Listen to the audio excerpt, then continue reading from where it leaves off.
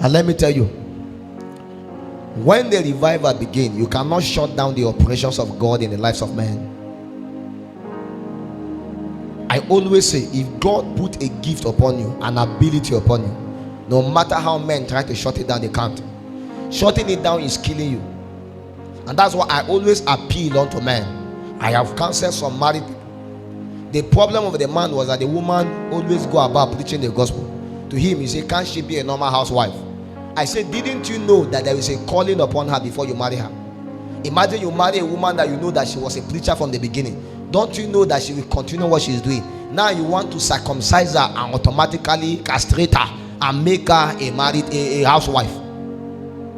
In the days of war, people were still doing their house chores and they were still warriors. The Bible called Deborah a wife of Labidot. And yet again, she was also a warrior. She was a pattern for the women.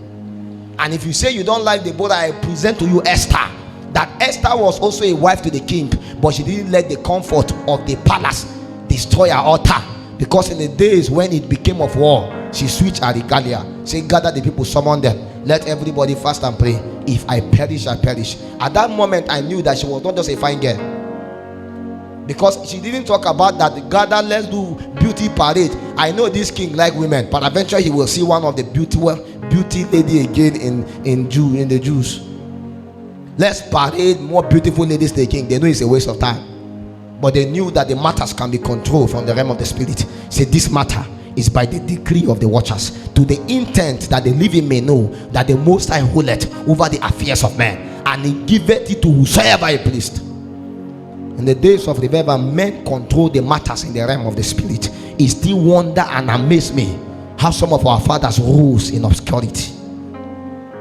Read about the stories of our fathers. It's not far from us in Nigeria. People like Daddy Nkomoye, people like Adeboye, people like Daddy Olukoya, people like Bishop David Oyedepo. All their story was a story of revival. How they went to a bush, they turned the bush to become a city. How they went to a region where everybody is downcasted, and like David, they brought out men that were weak to become mighty men. These things are possible. It's possible with a few that believe it. And if you don't believe it, the problem is that you will see it, but you won't partake of it. Because lack of faith, lack of believing take you out of it. And those that can see will partake of it, because it shall come to pass. As the Lord has spoken, he will not lie. And we, his servant, will rise. We are telling you to be part of the Commonwealth of Israel, because there is an advantage coming. And it's going to come upon the few that believe and choose to war together with the Lord. I will never forget the story of what Daddy Adeboye said. He said many years ago, they gathered themselves and they went to Tulsa, Oklahoma to go and see to go and see Daddy Kenneth Hagin. As they went to see Daddy Kenneth E. Hagin, after the conference, when he gave them the privilege to see him, all the other people went with him. When they went, he asked them, what do you want? The first person said, Daddy, I want you to give me permission to share your magazine in Nigeria. They asked the other person, what do you want? He said, Daddy, I want you to give me permission to share your cassette, the cassette you record in Nigeria. They asked the other person, what do you want? Daddy, I want you to give me permission to share your books in Nigeria. They now asked Adeboye, what do you want? Do you realize that everybody was asking for what will benefit them? In the days when God asks you a question, when you are given the privilege to ask a question that matters to your destiny, connect it back to your destiny. When the Lord appeared to Solomon and he asked him, what do you want? Solomon asked, he just asked for the wisdom to lead the people. He could have asked for 5 Lamborghini. He could have asked for 35 Rolls Royce. They will give him. But when we measure Lamborghini and Rolls Royce to the matters of ordination, they are weak. Because in your ordination, you cannot define everything is part of it. That private jet is part of it. You are the one that said Bishop David did about private jet. He doesn't care about the private jet. You are the one that is saying he has. You are the one that say he has $10 billion. He doesn't even know that. Why? Because in the matters of his ordination, he just knows he's working upon it. Because the calling is too heavy. And because of the burden of the calling, you just keep living in it and you are walking in it, and everything gravitates towards the direction. And when they look upon, when Daddy Adeboye look upon Kenneth Hagin. He said, well, I want all that is in you that makes you you. For the first time, Kenneth Hagin said, what do you say again? Because nobody has ever asked this kind of question. He repeat himself again. I want all that is in you that makes you you. Kenneth Hagin knew that he was in trouble, because the problem is, how do you give all that is in you that make you you? It's not what you can define, because that was the same question that Elisha asked Elijah, and Elijah did not have a response for it. He said, but if you can see me go, if you can be fulfilled, if you can be faithful following, and if you can be able to behold that in the days of revival people don't fall out, many backslided, few followed. And he called his secretary in, and he said, well, this one want books, take him to where they are giving books, give him books. This one want tape, take him to where they are giving tapes, give him tape. This one want magazine, take him to where they are giving magazine. He say, secretary, when you are going, close the door. Say, you want all that is in me that make me. Say, kneel down. And when Daddy Kenneth Hagin, when Daddy Adeboye knelt down, Daddy Kenneth Hagin lay hands of him and began to pray and prophesy. He began to release upon him the grace that made him who he is. He said he cannot remember anything. He knows this as though everything was blank. And by the time he woke up after some time, he discovered he was flat on the ground. And as he was flat on the ground, he was heavily shaking. And he saw Kenneth Hagin weeping and crying. And I realized that every father is looking for a son that can have the same capacity to be able to bear.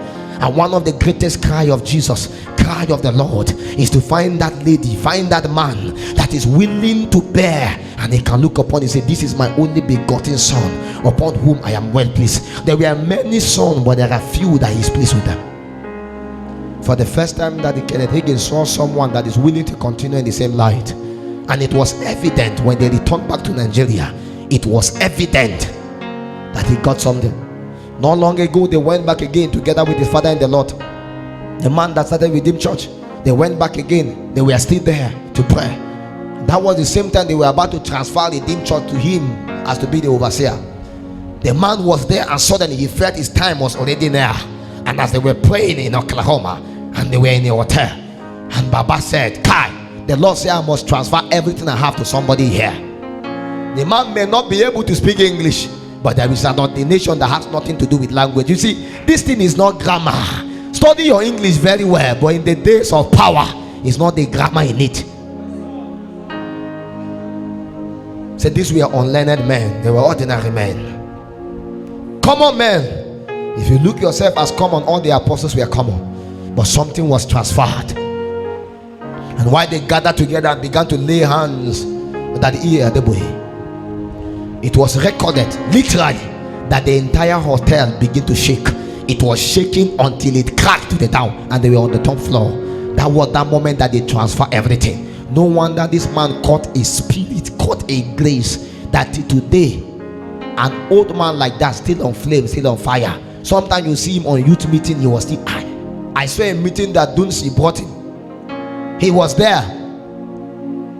Those men work as hard as some of you will even do, in fact more than some of you, and yet again their body doesn't seem to be tired. It was all you. My back is paining me, my leg is paining me. They calling upon you is about to die. The days of revival, men are given what is referred to as the spirit of might, the ability to be able to bear. Sometimes when I see men like Anikomoji advancing from different quarters, going for crusade, I wonder, where do they gain this strength from? You watch people like Apostle Joshua Solomon, as he's living here, he's coming here, from here, he's coming, and you ask yourself, is it the same body we are having? In the days of revival, there is a spirit that rests upon men. Isaiah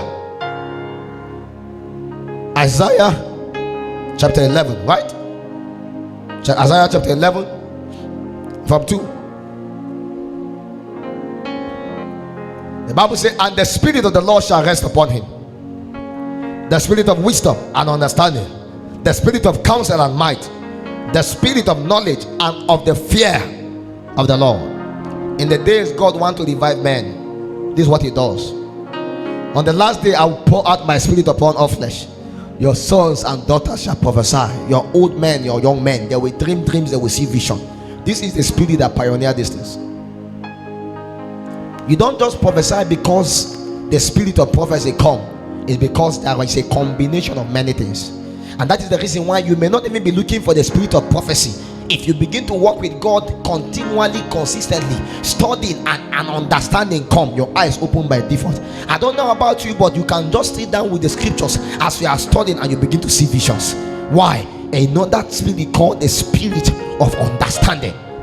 So there are 7 spirits of the Lord here. The Bible speaks about the spirit of wisdom, that of understanding, that of counsel, that of might, that of knowledge, and that of the fear of the Lord.